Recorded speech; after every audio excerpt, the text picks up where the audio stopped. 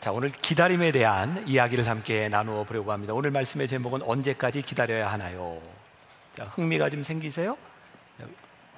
12시에 오늘 이상해요. 네, 흥미가 좀 있으세요? 네, 우리 한번 이 의미를 찾아봅시다. 이은상 목사님이 쓴 너 뭐하다 왔니? 라는 책에 보니까 이런 문장이 있더라고요. 끝까지 가면 간증이 남지만 포기하면 상처만 남는다. 끝까지 가면 간증이 남지만 포기하면 상처만 남는다. 우리가 살아가는 동안 이 기다림이라고 하는 것은 늘 존재합니다. 문제는 기다림에 의미가 있는 사람이 있고 기다림이 의미가 없는 사람이 있을 뿐이죠. 이 기다림이라고 하는 것은 또한 우리의 믿음과 굉장히 밀접하게 연관이 되어 있습니다. 우리가 하나님을 어떻게 믿는가라고 하는 것은 우리의 신앙에, 우리의 삶의 기다림과 연관이 있는 거예요. 오스왈드 챔버스 목사님의 책이죠. 산상수훈에 보면 이런 구절이 있어요. 예수님께서 주님의 제자들에게 하신 가장 위대한 말씀은 벌이라는 것이다. 제자로 부름받을 때 우리는 주님의 말씀에 삶을 걸고 주만 온전히 신뢰해야 한다. 주님께서 우리에게 모험을 하게 하실 때 그 순간을 놓치지 말고 잡으라. 굉장히 멋있는 말입니다. 주님께서 우리에게 모험을 하시게 할 때 놓치지 말고 잡으라. 어쩌면 이 기다리라고 하는 이 말씀이 우리 신앙인들에게 모험적인 것은 아닐까라는 생각을 하게 되기도 합니다. 오늘 문제 제기를 통해서 우리들이 생각해 보려고 하는 것, 만일 이 사람들이, 이 초대교회 사람들이 예수님의 명령에 따라 기다리지 않았다면 어떻게 되었을까라는 생각도 해보게 됩니다. 우리들의 삶에는 늘 선택의 순간이 존재하는 거죠. 기다리든 기다리지 않든. 자, 누가복음 24장 48절과 49절의 말씀을 제가 읽어드리겠습니다. 너희는 이 모든 일의 증인이라. 볼지어다 내가 내 아버지께서 약속하신 것을 너희에게 보내리니 너희는 위로부터 능력이 입혀질 때까지 이 성에 머물라 하시니라. 이 말씀은 예수님께서 부활하신 후에 제자들에게 부탁하신 말씀이고 이 말씀이 사도행전으로 이어지고 있어요. 여러분들 주님은 나의 최고봉 묵상 매일 새벽 잘 하고 계시죠? 저는 이제 미리미리 준비를 하니까 아직 여러분들이 듣지 못했을 텐데 주님은 나의 최고봉 중에 주님의 인도하심이라고 하는 부분이 있어요. 거기에 이런 말이 나오더라고요. 떠나라 기다리라. 주님께서 우리들에게 떠나라 라고 말씀하실 때는 내가 거기서 역사할 거야 라고 하는 약속이 있고 너희에게 기다려라 라고 말씀하실 때는 여기서 역사를 경험하라는 거예요. 그러니까 예수님이 우리들에게 기다리라고 말씀하셨을 때는 그 기다림 가운데서 우리들이 경험해야 되는 역사가 있는 거죠. 누가복음에 보니까 이 성에 머물라 라고 했는데 이 성이 어디인가? 우리 김정윤 목사님을 통해서 보았지만 예루살렘에 있는 그 마가의 다락방, 그 성이에요. 예루살렘이 어떤 곳이에요? 예수님께서 십자가에 못 박히신 곳이 바로 예루살렘 위에 골고다 언덕입니다. 그러니까 예수님이 십자가에 못 박히셨다고 하는 것은 그 시대를 살고 있던 예수님을 따르는 사람들에게 굉장히 위협이 되는 곳이었어요.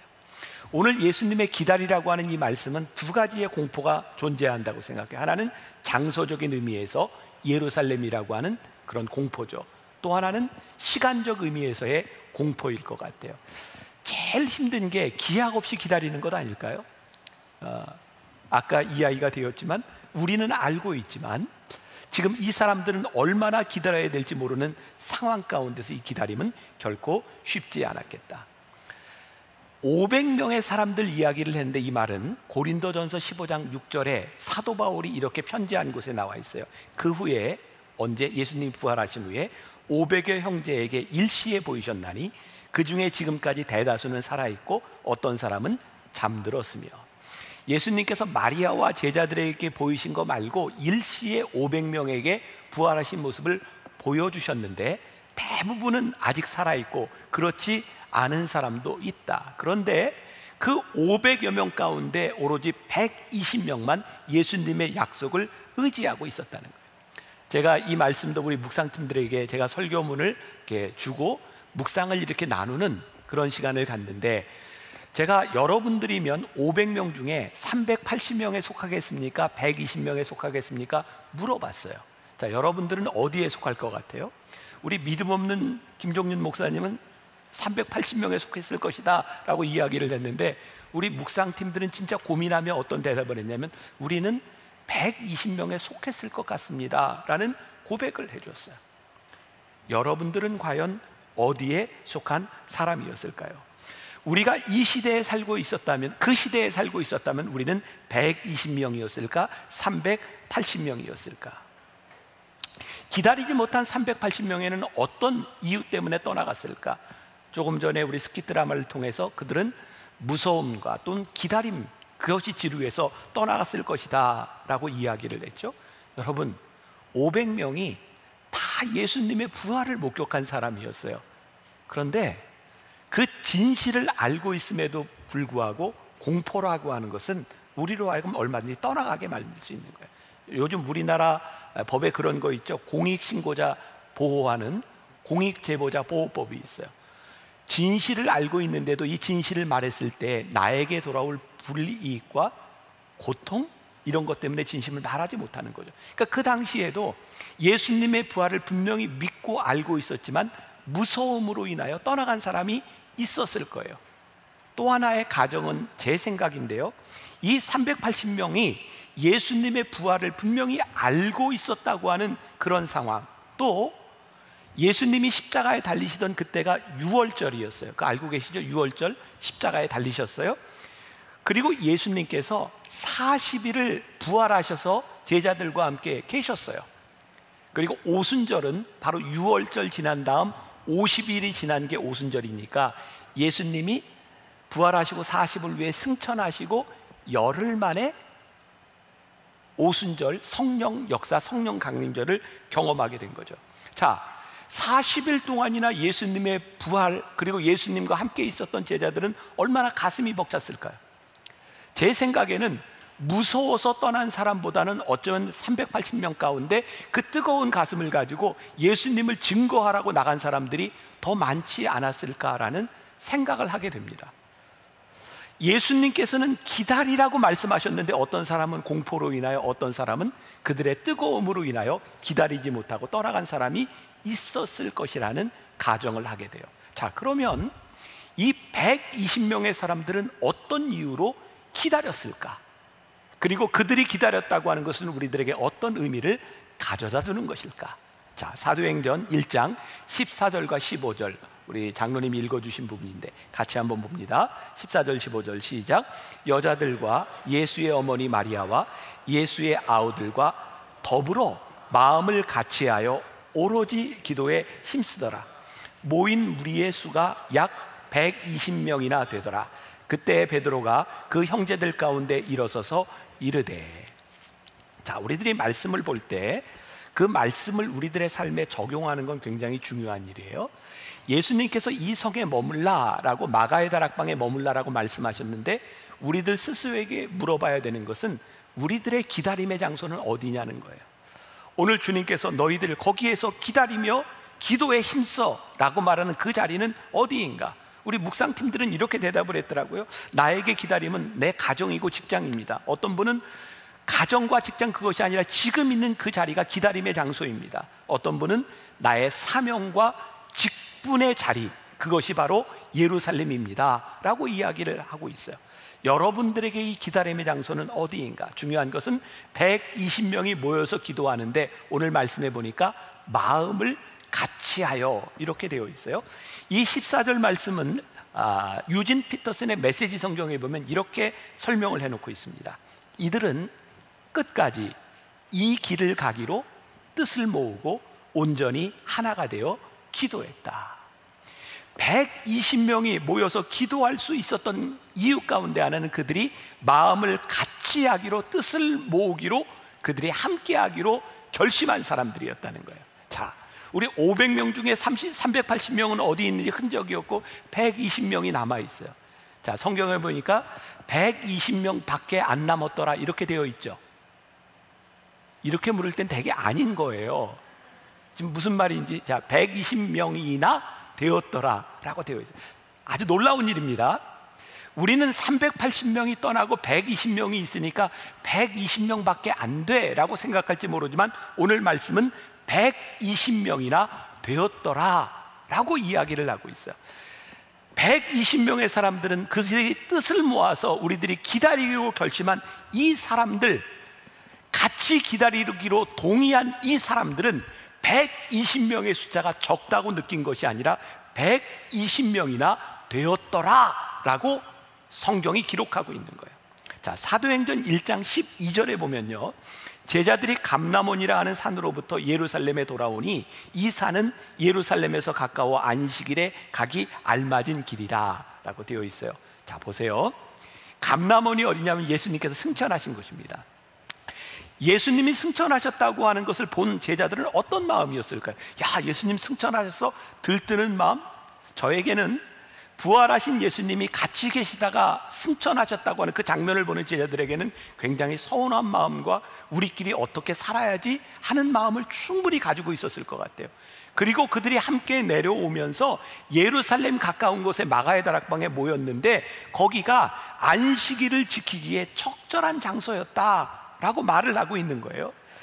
감람원에서 들어온 이들이 불안한 마음을 가지고 있었는데 어떤 동의를 했냐면, 우리들이 함께 모여서 여기에서 예배를 드리면 좋겠다, 뜻을 모으면 좋겠다, 우리들이 성령을 기다려야 되겠다, 이렇게 동의한 사람이라는 거예요.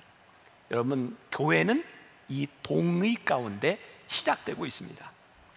우리가 지금 예배 드리는 이 교회의 시작은 단순히 사람들이 모인 공동체를 의미하는 것이 아니라 우리들이 주님의 약속을 기다리기로 약속한 사람들의 공동체가 교회라는 거예요. 교회는 그래서 몇 사람이 모이느냐, 숫자에 대한 관심이 아니라 여기에 약속을 붙드는 공동체로 우리들이 존재하는가에 대한 부분이죠. 약속을 붙들고 기도하는 사람들, 그들의 선택이 없었다면 지금의 교회는 존재하지 않았을 겁니다.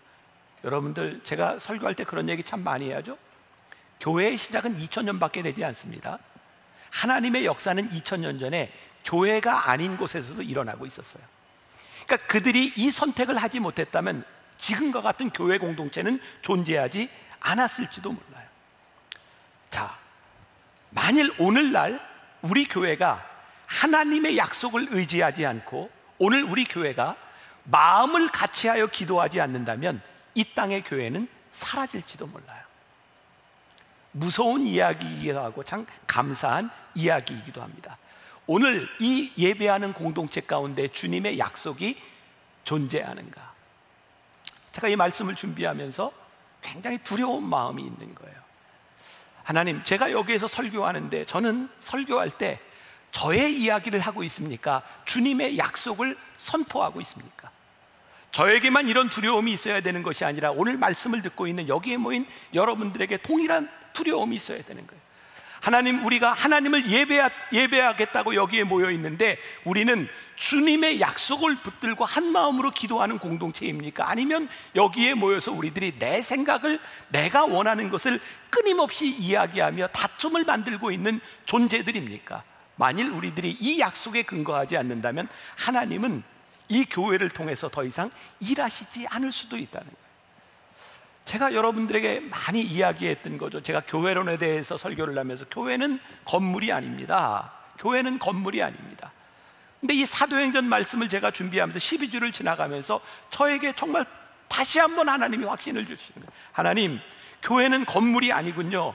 하나님의 약속을 붙드는 믿음의 공동체들, 하나님의 약속을 기다리는 그 공동체가 교회이군요. 이 교회를 다시 바라보게 하여 주옵소서. 참된 공동체에는 하나님의 약속을 바라보는 기다림이 존재하는, 우리 묵상팀에 청년이 하나 있는데 이런 글을 남겨주었어요. 한번 들어보세요.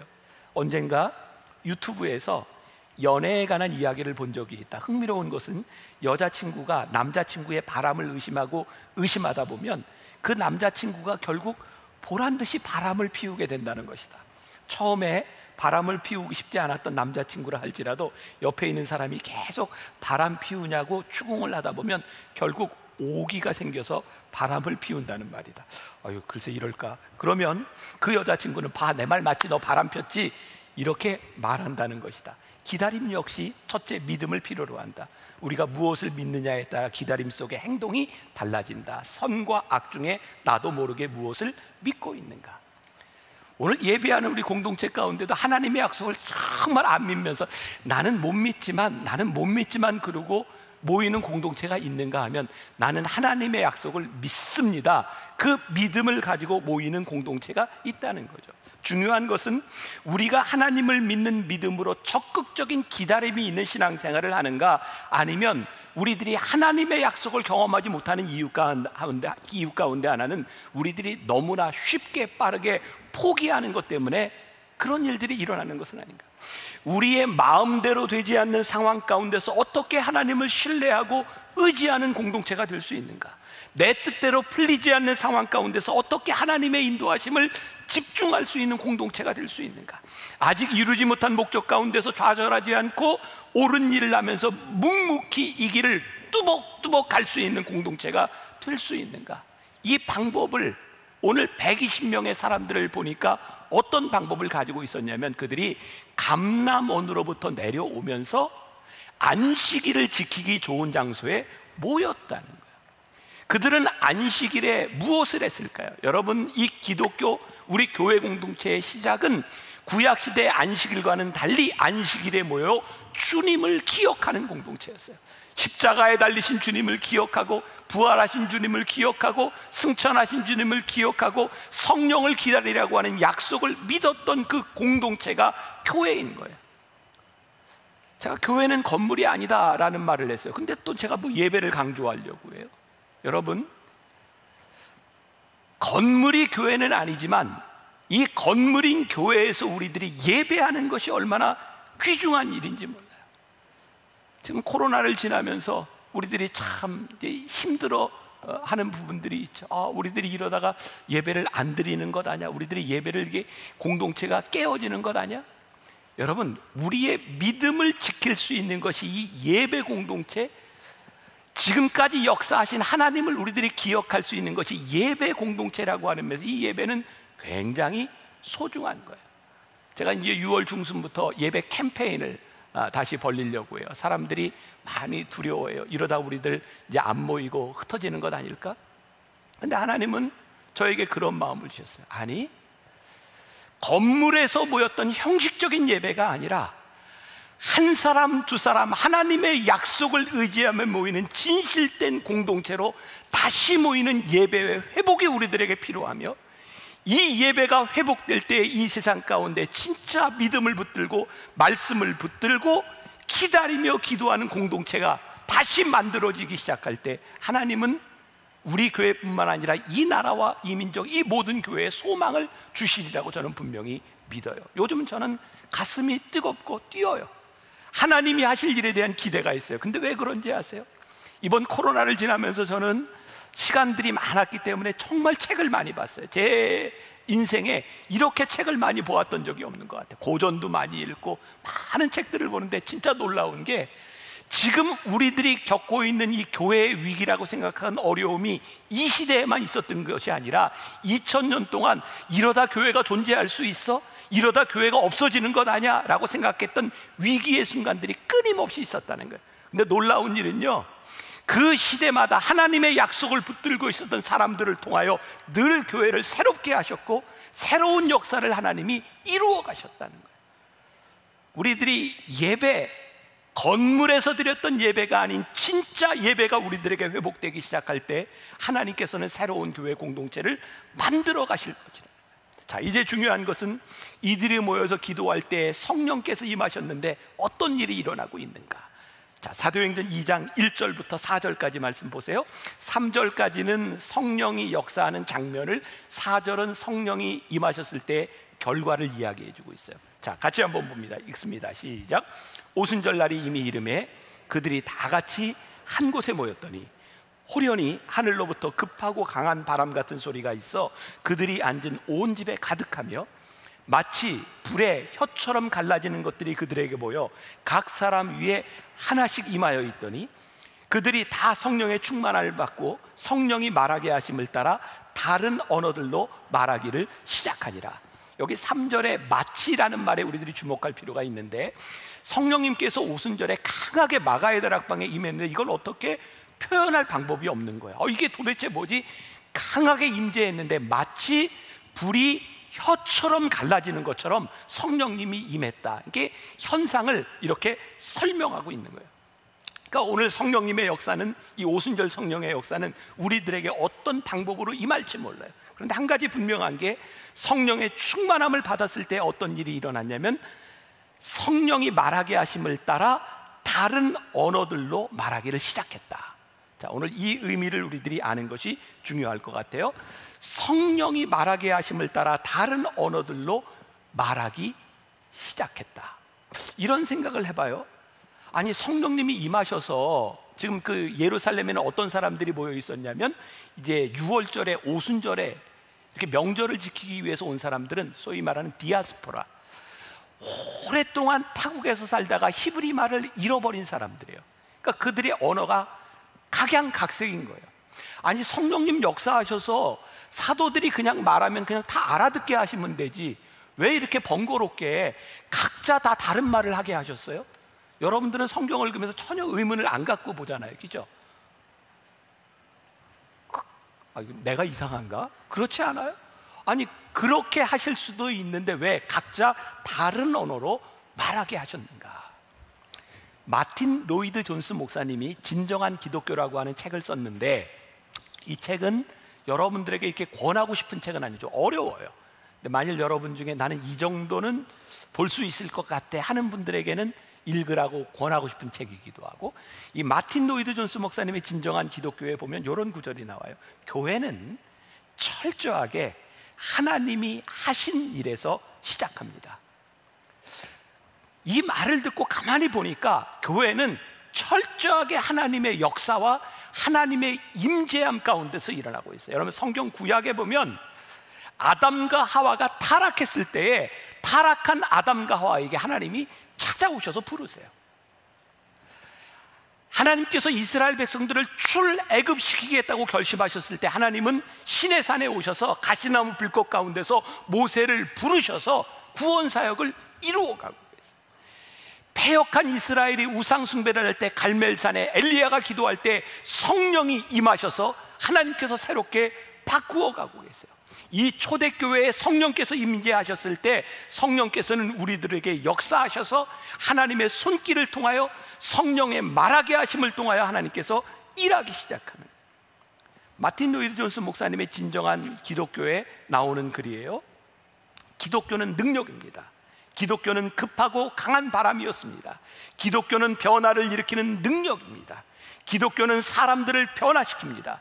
기독교는 제자들을 변화시켰으며 그 결과 약하고 겁 많고 소심하고 무기력하고 쓸모없던 그들이 하나님의 강한 용사가 되었습니다. 기독교는 경의입니다. 기독교는 사람들을 깜짝 놀라게 하는 것입니다. 성령께서 우리들에게 임하실 때 겁 많은 우리들을 강해가게 하시고 용기 있게 하시고, 우리들로 하여금 각자 다른 언어를 말씀하게 하시면서 우리로 하여금 그들에게 다가가게 하시는 거예요. 다른 언어로 우리로 하여금 이제 모이라고 하는 것이 아니라 하나님께서 이 교회를 통하여 어떻게 역사하실지, 하나님께서는 늘 인간의 혼돈 가운데서 오셔서 일하시는 것을 우리들에게 보여줘요. 예수님께서 십자가에 달리실 때 마지막 마태복음 27장에 보니까 예수께서 크게 소리 지르시며 영혼이 떠날 때 어떤 일이 일어났는지 아세요? 휘장이 갈라졌어요. 성소와 지성소를 가로막는 휘장이 갈라지면서 우리로 하여금 왕같은 제사장이 되게 하셨어요. 종교개혁은, 말틴 루터가 종교개혁을 하면서 급속하게 역사가 일어났던 것은 라틴어 성경을 독일어로 번역하기 시작하면서 각양 언어로 번역되기 시작하면서 하나님의 말씀이 우리 가운데 들어오기 시작했어요. 종교개혁의 역사가 일어나고 하나님의 역사가 일어나는 거예요. 그러니 여러분들이 하나님을 믿는다고 하면서 하나님의 말씀이 여러분들 가운데 들어오지 아니하고 하나님의 말씀이 우리 가운데 역사하지 않는다면 우리는 교회로서의 기능을 할 수 없는 거예요. 자, 이번 이제 코로나를 지나면 이제 1년 반 가까이 지나갔어요. 교회들이 얼마나 많은 고민들이 빠졌었는지 몰라요. 예배를 드려야 돼, 어떻게 드려야 돼, 온라인, 오프라인, 예배당에 모여야 되는 거야, 어떻게 하는 거야? 저는 굉장히 놀라운 사실을 하나님이 깨닫게 하셨어요. 하나님은 일하시는데 언제부터인가 우리가, 교회가 하나님을 지킨다고 생각하는 것 같아요. 우리가 이 공간에 모여서 하나님을 지켜야 돼, 예배를 지켜야 돼. 근데 하나님은 이 코로나를 통해서 우리들에게 놀라운 비전을 우리들에게 보여주셨어요. 교회가 나를 지키는 것이 아니라 내가 너희를 통해서 일하는 거야. 너희들이 어떻게 쓰임받을 수 있는지를 보아야 되는 거야. 여러분, 우리의 교회 예배가 중요하지 않다, 모임이 중요하지 않다고 하는 것이 아니라, 이제 하나님은 이 안에서만 역사하시던 하나님이 아니라 이 세상 가운데 각각 다른 언어로 말씀하게 하셨던 그 성령님의 역사가 이제 교회를 통하여 뻗어 나가야 된다는 거예요. 여러분, 지금 우리들이 얼마나 마음속에 상처와 얼마나 많이 디프레스가 되어 있어요.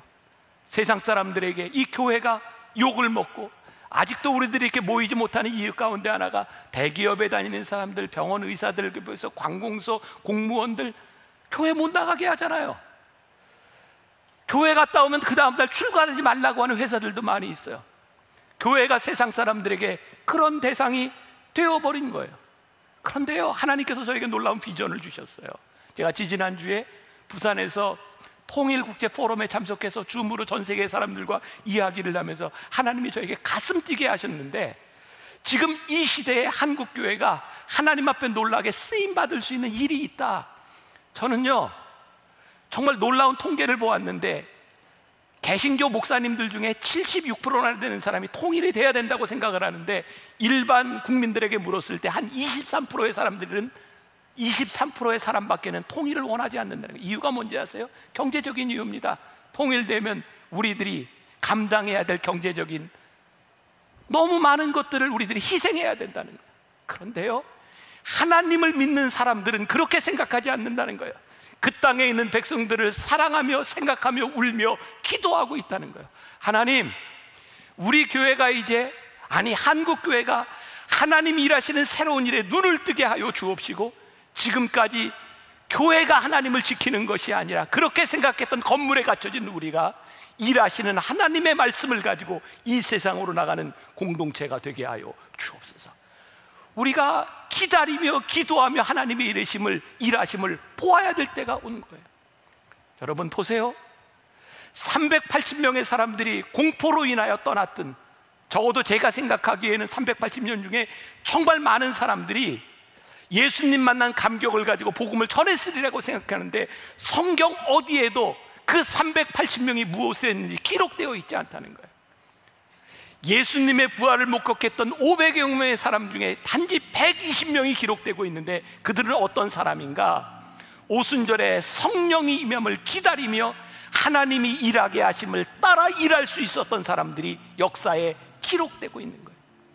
기다림은요, 우리 그리스도인들에게 결코 수동적이거나 소극적인 일이 아닙니다. 하나님의 약속을 믿으며 기다리는 사람들, 이 기다림은 우리의 신앙의 가장 적극적인 우리의 믿음의 고백인 거예요. 하나님이 우리를 쓰실 수 있다는 것, 무작정 기다린다고 하는 것이 아니라 우리들이 기도하며 인내하며 성령의 임재를 우리들이 기다릴 때에 하나님께서 일하시는 성령의 역사하심을 기다리며 다시 한번 꿈꾸고 깨어날 수 있는 우리 공동체가 되어야 됨을 믿습니다. 오늘은 서론에 대한 말씀을 드렸어요. 이제 이 사도행전에 일어났던 그 성령님의 역사들을 우리 함께 보며 가게 될 터인데, 여러분 그러나 우리들이 분명히 꿈을 꿉시다.